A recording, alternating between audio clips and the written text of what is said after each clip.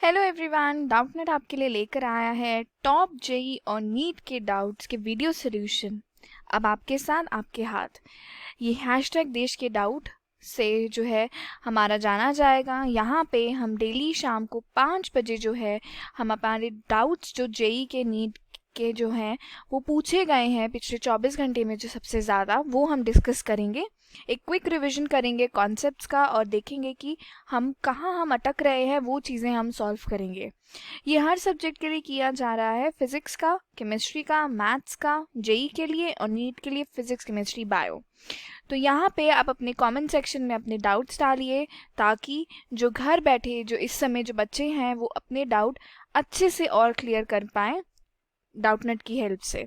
तो हम इस वीडियो से स्टार्ट करते हैं। ये जेई का हम डाउट सेशन डिस्कस करने जा रहे हैं। चलिए पहले डाउट से स्टार्ट करते हुए क्वेश्चन में दिया है कि हमें नंबर फाइंड करने हैं मॉलिक्यूल्स का। 1 सेंटीमीटर क्यूब एक आइडियल गैस में 0 डिग्री पे और प्रेशर कितना है 10⁻⁻5 mm ऑफ मर्करी हमें गिवन है। ठीक है, तो क्वेश्चन में जो हमारी सिचुएशन है एक तो वो आइडियल गैस की है। ठीक है, वॉल्यूम हमें गिवन है तो पहले टर्म्स को हम लिख लेते हैं। वॉल्यूम हमारी कितनी है 1 सेंटीमीटर क्यूब, यानी कि कितनी हो गई ये 10⁻6 मीटर क्यूब। ठीक है, टेम्परेचर हमें 0 डिग्री सेल्सियस गिवन है। ये केल्विन में चेंज करेंगे तो सीधा सीधा ये 273 केल्विन के बराबर हो गया।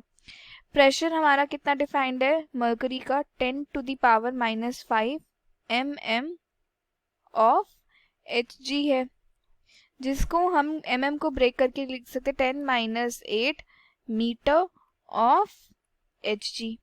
ठीक है, अब ये हमें मर्करी ऑफ Hg दे रखा है तो इसको हम चेंज किस तरीके से कर सकते हैं। मर्करी का डेंसिटी कितनी होती 13600 kg पर मीटर क्यूब। ठीक है, ये हमारी डेंसिटी होती है। तो प्रेशर को ऑफ मर्क्यूरी की जगह जो है हम नॉर्मल यूनिट्स में ऐसा यूनिट्स में निकालेंगे तो रो एच जी जी एच से डिफाइंड रहता है ये। ठीक है, तो यहाँ हम इसे इस तरीके से फाइंड आउट कर लेंगे। पर उससे पहले जो है अब हम आइडियल गैस इक्वेशन लिख लेते हैं कि आइडियल गैस गिवन है तो हमारी आइडियल गैस इक्वेशन कैसे डिफाइंड होती है PV is equal to nRT। ठीक है, यहाँ से हमें स्मॉल n का नंबर कैलकुलेट करना है। ये कितना हो जाएगा PV/RT, तो ये कितना हो जाएगा ρGHV/RT के इक्वल, यानी कि यहाँ से अगर हम डालें तो ये 13600। ठीक है, G कितना है 9.8 और H यानी कि जो हमारा जो गिवन था प्रेशर डिफाइन था वो कितना हो जाएगा 10⁻8 इंटू वॉल्यूम कितनी थी 10⁻6 divided by 8.31 into 273 temperature define था। R हमारा यूनिवर्सल गैस कांस्टेंट है। तो यहाँ से जो है हमारी जो n की जो वैल्यू है वो कितनी आ जाएगी, जब हम इसे मल्टीप्लाई और डिवाइड कर देंगे तो फाइनल जो वैल्यू है वो हो जाएगी 5.874 इंटू 10⁻⁻13 के इक्वल हो जाएगी ये। ठीक है, अब हमें क्वेश्चन में जो पूछा था वो क्या पूछा था, नंबर ऑफ मॉलिक्यूल्स पूछे थे। ये हमारे जो आए ये नंबर ऑफ मोल्स हैं। तो मॉलिक्यूल्स कैलकुलेट करने के लिए जो हम इक्वेशन लिखेंगे वो कितनी हो जाएगी, वो हमारी हो जाएगी नंबर जो है हमारे मॉलिक्यूल्स का वो सीधा सीधा कितना हो जाएगा, वो हमारा हो जाएगा small n into Na Avogadro number के इक्वल। तो यानी कि 5.874 इंटू 10⁻⁻13 इंटू 6.023 इंटू 10⁻23।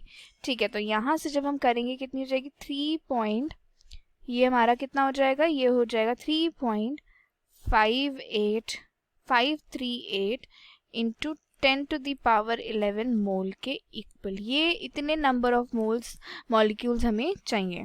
तो ये हमारा फाइनल आंसर हो गया।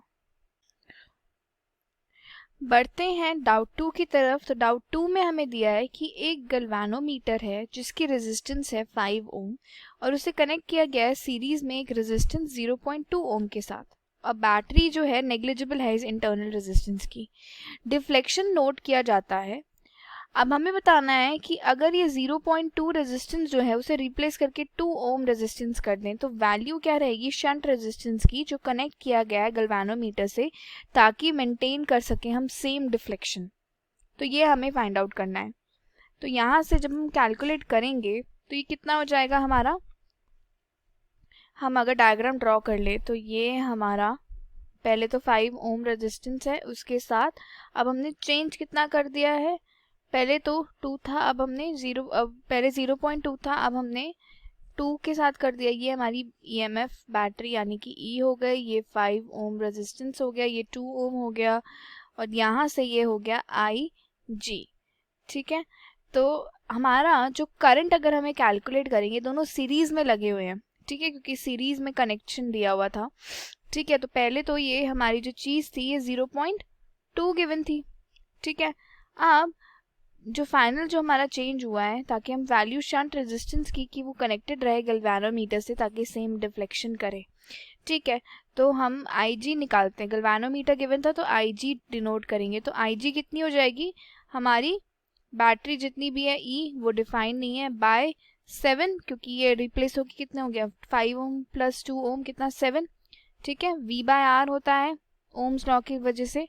ठीक है, तो यहाँ से ये हमारा आंसर आ गया। तो अब हमें क्वेश्चन में ये दिया था कि अब दोबारा अगर एक और सर्किट अब हम बना के देखें सिचुएशन में, तो हमारी कितनी हो जाएगी कि हमारा ये बैटरी EMF हो गया। ठीक है, यहाँ हमारा 5 ओम और इधर हमारा 0.2 था पहले, ये 0.2 ओम, ये 5 ओम, और यहाँ से जो है हमारा एक शंट रेजिस्टेंस हम लगा रहे हैं R, ताकि डिफ्लेक्शन हमारी सेम रहे। तो इस केस में अब हमारी कितनी हो जाएगी वैल्यू। ठीक है, तो यहाँ से जो है हम वैल्यू सीधी सीधी कितनी निकाल लेंगे, यहाँ पे भी हमारा कितना हो जाएगा, यहाँ इधर हमारा कितना जा रहा है IG, इधर कितना जाएगा हमारा I माइनस IG की वैल्यू जाएगी। ठीक है, यहाँ से अब इधर हम जब कैलकुलेट करेंगे तो यहाँ से ये 7IG आ जाएगा। ठीक है, तो इधर हमारा E/7 हो गया, वोल्टेज V जो है वो कितनी हो जाएगी हमारी 5E/7। ठीक है, ये हमारा जो चेंज हुआ है।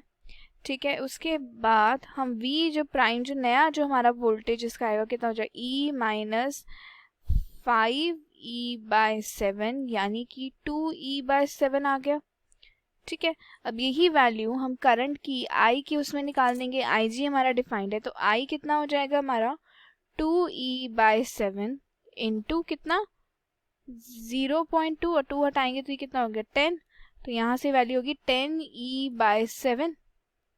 ठीक है, यहाँ से वैल्यू आ गई, तो I माइनस IG कितना हो जाएगा 10E/7 माइनस कितना था वैल्यू, ये हो जाएगी हमारी E/7 यानी कि 9/7 E के इक्वल। अब ये वैल्यू हमारी कितने किसके इक्वल रहेगी, इसके 5/7 E के इक्वल। तो हम वैल्यू डालेंगे तो ये कितना हो जाएगा हमारा 9/7 E था हमारी वोल्टेज इंटू R, ये हमारा बराबर रहेगा। ठीक है, तो ये कितना हो गया 5E/7, 7 से 7E से E कैंसिल, तो R की जो वैल्यू है वो कितनी होगी 5/9 यानी कि 0.55 ओम के इक्वल आ गया। ये इतनी वैल्यू का शंट रेजिस्टर हमें चाहिए ताकि डिफ्लेक्शन जो गैल्वेनोमीटर है वो सेम मेंटेन करे।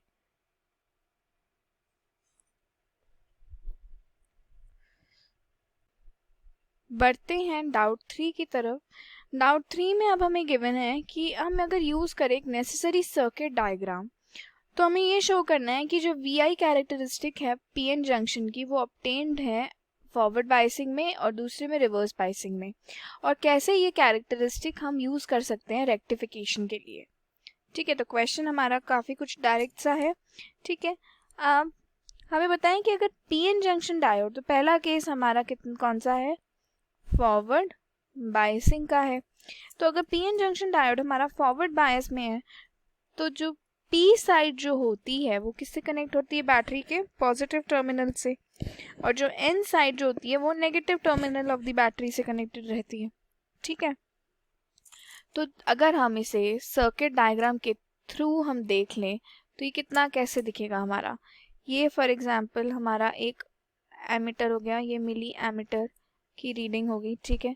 यहाँ पे ये हमारा डायोड हो गया, ठीक है। यहाँ से ये हमारा लोड जा रहा है, इधर हमारा कितना हो गया, ये हमारा वोल्टेज प्लस, ठीक है, माइनस, ठीक है।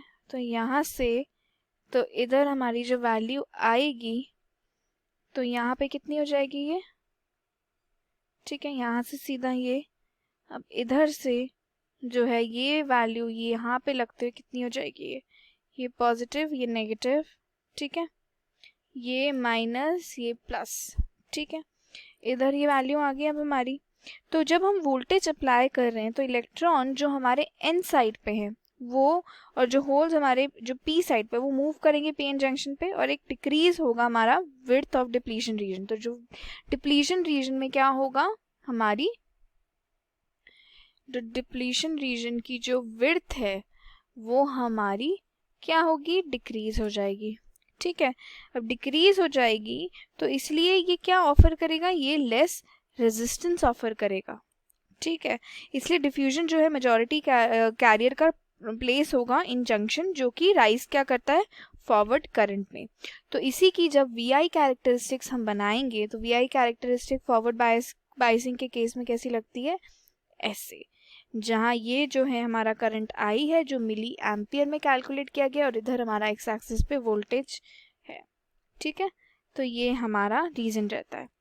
अब सिचुएशन अब हमारी जो है दूसरे पार्ट में जो है हमें दिया वो है अब हमारा पार्ट 2 में रिवर्स बायसिंग, ठीक है। अब रिवर्स बायसिंग के केस में क्या होता है कि जो पॉजिटिव टर्मिनल है बैटरी का वो कनेक्टेड रहता है पी साइड, एन साइड से। तो रिवर्स बायसिंग के लिए उल्टा हो जाता है, यहाँ पे अभी जो कनेक्शन एन साइड से रहता है और नेगेटिव साइड के लिए क्या रहता है, पी, ठीक है। तो ये जो ऊपर हमने सर्किट डायग्राम बनाया था ये ऑपोजिट और हो जाता है।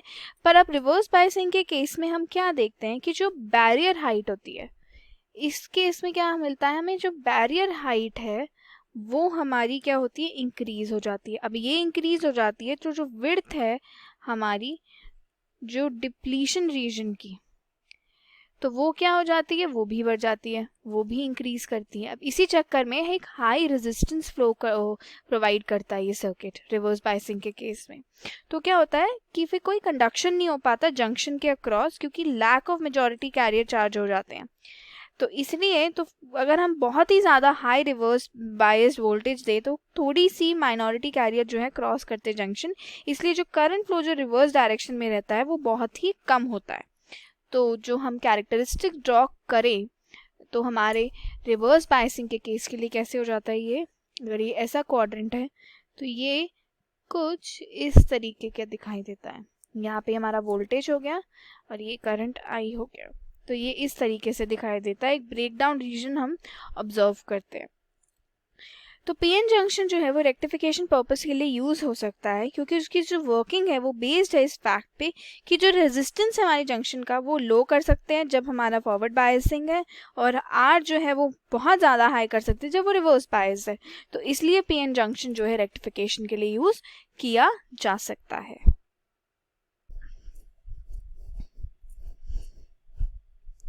बढ़ते हैं डाउट 5 की तरफ। डाउट 5 में अब हमें दिया है एक बैरोमीटर है जिसका ब्रास स्केल है और वो रीड कर रहा है 755 mm एक दिन पे।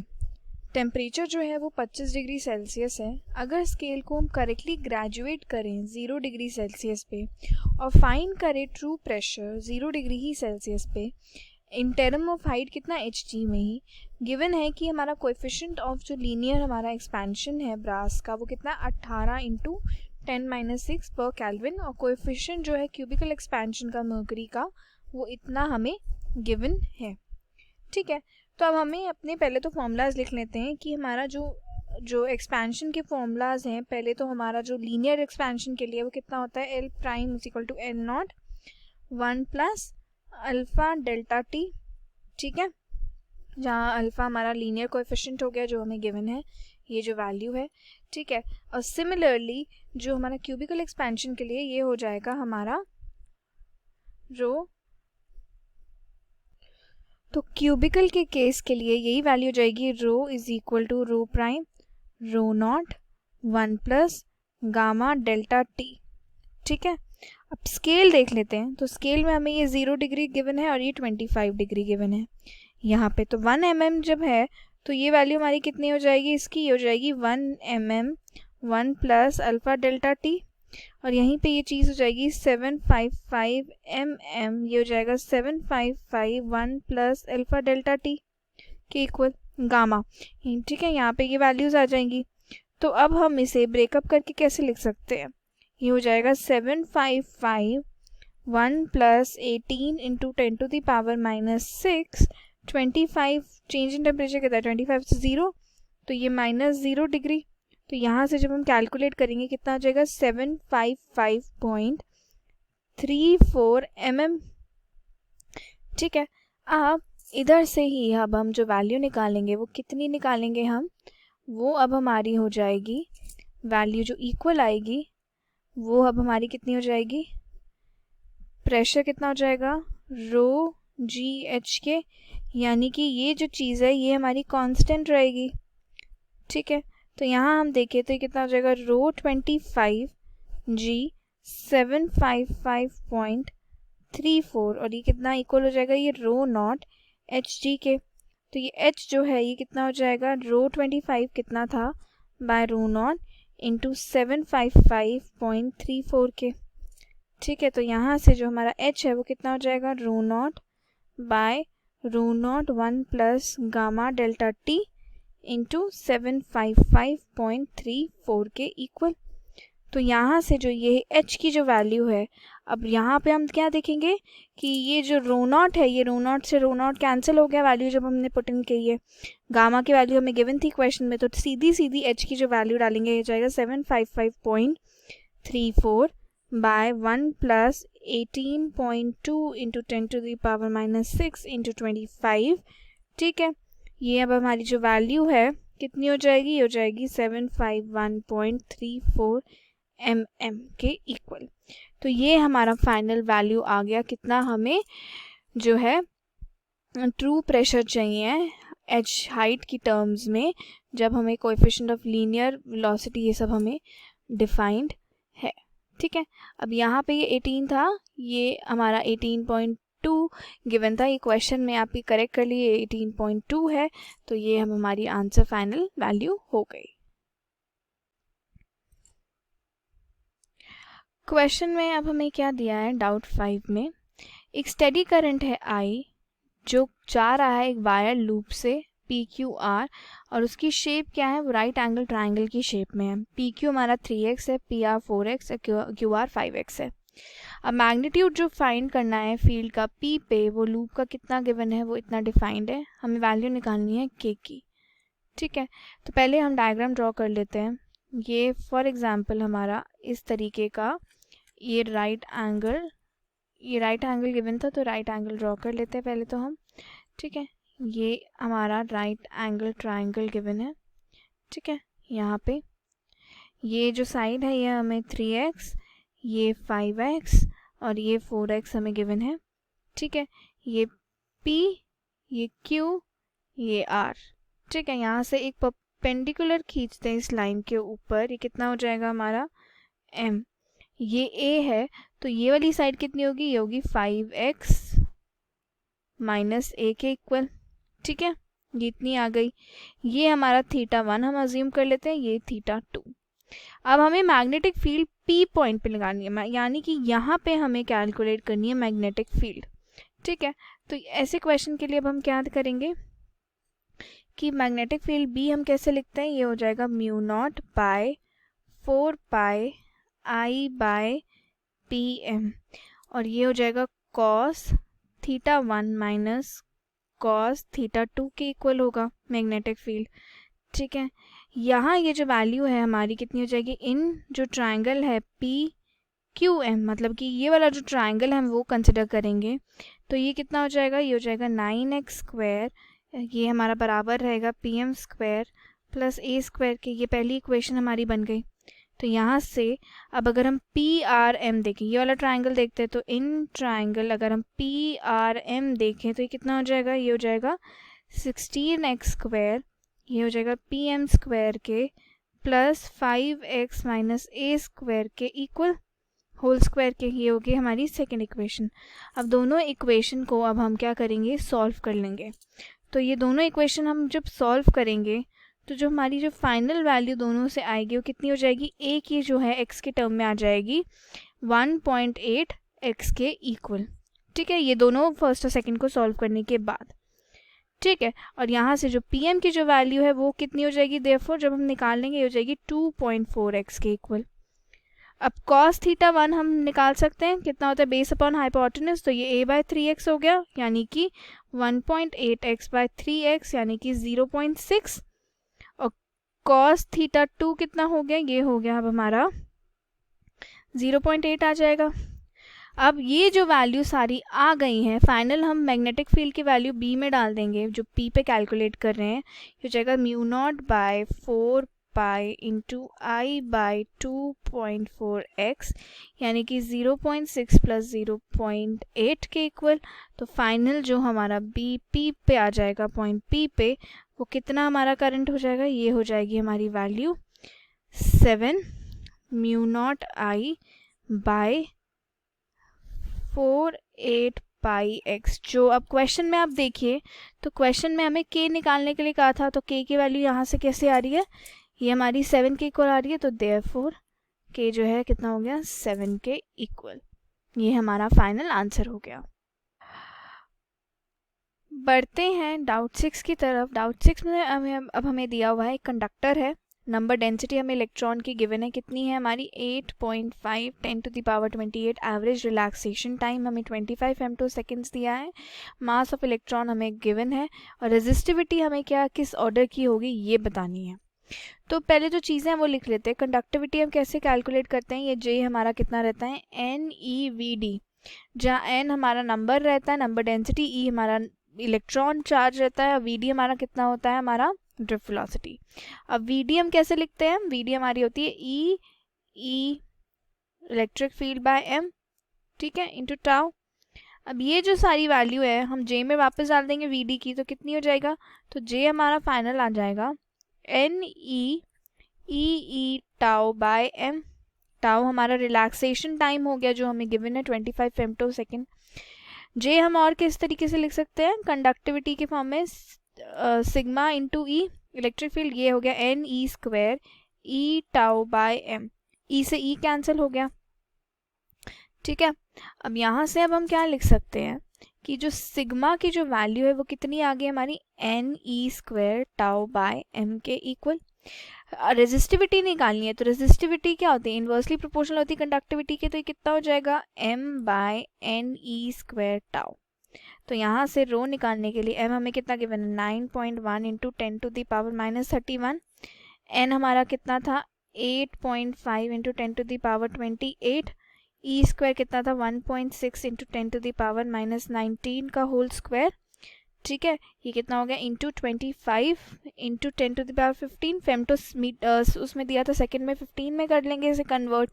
तो जो फाइनली जब हम इसको कैलकुलेट कर लेंगे तो यहाँ से जो हमारा रो है वो कितना हो जाएगा, वो हो जाएगा हमारा 1.6 इंटू 10⁻8 के ऑर्डर में, ठीक है। ये कितना हम ओम इनवर्स लिखते हैं। तो यहाँ पे हम देखें तो ऑर्डर हमारा कितना बनेगा 10-8 ऑर्डर पूछा था, तो ये हमारा रेजिस्टिविटी का ऑर्डर बन जाएगा। बढ़ते हैं डाउट 7 की तरफ। तो डाउट 7 में हमें दिया है एक जंक्शन है जिसका सर्टेन थर्मो इलेक्ट्रिकल कपल है जो कि फिक्स टेम्परेचर पे दे रखा है T पे, और दूसरे जंक्शन का जो टेम्परेचर है वो T। थर्मो इलेक्ट्रोमोटिव जो फोर्स है जो एक्सप्रेस की जा रही है वो इस तरीके से एक्सप्रेस की जाती है, हमें टेम्परेचर इतने उस पर कैलकुलेट करना है और थर्मो इलेक्ट्रिक पावर क्या होगी। अब थर्मो इलेक्ट्रिक पावर जो होती है उसे हम S से डिनोट करते हुए क्या लिखते हैं, dE/dt। तो E का हमें एक्सप्रेशन गिवन है तो डायरेक्ट हम पुट करेंगे, तो ये कितना है d/dt के T-TR, ठीक है, ये T0 minus half T plus TR, ठीक है। तो यहाँ से थर्मो इलेक्ट्रिक पावर हम कैसे लिखेंगे, डिफ्रेंशिएट करेंगे हम। तो जब डिफ्रेंशिएट करेंगे तो ये ब्रेकअप होके कैसे लगेगा, ये हम खोलेंगे तो ये कितना हो जाएगा, D by D T, T के रिस्पेक्ट में। पहला वाला कितना हो जाएगा, के T not T minus T R, ठीक है, माइनस हाफ के T minus T R into कितना हो गया, टी प्लस टी आर, ठीक है। तो यहाँ से ये जो एस है कितना हो जाएगा, डी बाई डी टी, ठीक है, ये हो जाएगा के टी नॉट टी माइनस के T not T R, minus ये हो जाएगा हाफ के, ये टी माइनस टी आर और ये टी प्लस टी आर, ये कितना हो गया, टी स्क्वायर, ठीक है, प्लस हाफ के टी आर स्क्वायर। अब इसको हम डिफ्रेंशिएट कर लेते हैं, ठीक है। तो ये जब हम फाइनली देखेंगे तो s के टर्म में कितना हो जाएगा, ये पहली वाली हो जाएगी के टी नॉट, दूसरी वाली कितनी हो जाएगी 0, और ये कितनी हो जाएगी माइनस के टी, ठीक है, ये के टी के रिस्पेक्ट में आ जाएगी, ठीक है, और यहाँ कितना हो जाएगा, ये 0, क्योंकि t के रिस्पेक्ट में करनी है। अब यहाँ से अब हमें दिया था कि टेम्परेचर हमें t कितना रखना है, वो अब हमारा होगा हाफ टी नॉट के इक्वल। तो यहाँ से जो s की जो वैल्यू कितनी हो जाएगी, के टी नॉट माइनस के टी नॉट बाय 2, यानी कि के टी नॉट बाय 2, ये इतनी इलेक्ट्रोमोटिव पावर हमें रिक्वायर्ड है। बढ़ते हैं डाउट 8 की तरफ। तो डाउट 8 में अब हमें दिया है एक रे है मोनोक्रोमैटिक लाइट की, जो कि इंसिडेंट है एक रिफ्रैक्टिंग फेस ऑफ प्रिज्म, जिसका एंगल कितना है 75 डिग्री। वो पास कर रहा है प्रिज्म से और वो इंसिडेंट है दूसरे फेस पे क्रिटिकल एंगल पे। अब हमें बताना है कि रिफ्रैक्टिव इंडेक्स जो मटेरियल का है वो इतना हमें गिवन है, यानी कि √2 गिवन है, square root angle of incidence हमारा फर्स्ट फेज ऑफ प्रिज्म पे कितना होगा। तो पहले तो एंगल ऑफ प्रिज्म हमें कितना गिवन है, यानी कि ए हमारा 75 डिग्री है, ठीक है। तो डायग्राम अगर हम ड्रॉ कर ले तो ये इस तरीके से लगेगा, ये कितना हो गया, ये हमारा एंगल ऑफ प्रिज्म ए है, ठीक है। यहाँ से अब हमारी रो ऐसे एंटर हो रही है, ठीक है, ये इधर हमारी जा रही है और ऐसे अब हमारी ये डिफ्लेक्शन हो रहा है, ठीक है।